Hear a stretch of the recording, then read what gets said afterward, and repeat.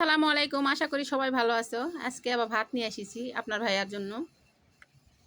আজকের ভাত হলো পোলাও, মসুরের ডালের পোলাও, আর এই যে কাঁচা পেঁয়াজ। আজকে একটু সকাল থেকে বৃষ্টি হচ্ছে, বৃষ্টির জন্য আমি এই মসুরের ডালের পোলাও রান্না করছি। সেই স্বাদ। স্বাদ হচ্ছে। তোমার হাতের যা যশ।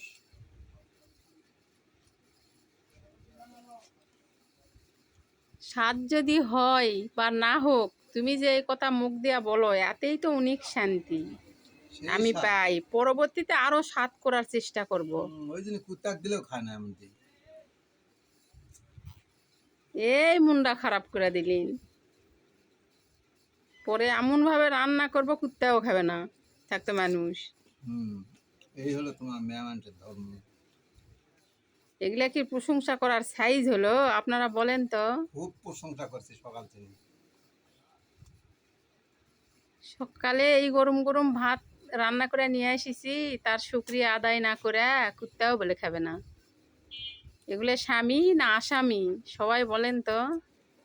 কার কার ঘরে এরকম স্বামী আছে?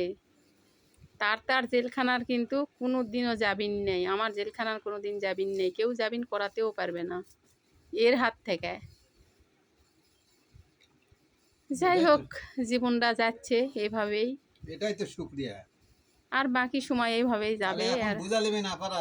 এর পরিবর্তন আর হবে না। এই যে জেল খাটবে এখান থাকে, তার মানে যদি খারাপ বলবেন তাহলে চলে গেল না, আসলে ভালোবাসি বিদায় করছে, এখানেই সময়টা কাটা যায়। বুঝা নেবে। কলিজার আপুরা, সংসার জীবন এতই কষ্ট, এই হাজতখানার কোনো দিন জামিন নেই বা কেউ করাতেও পারবে না।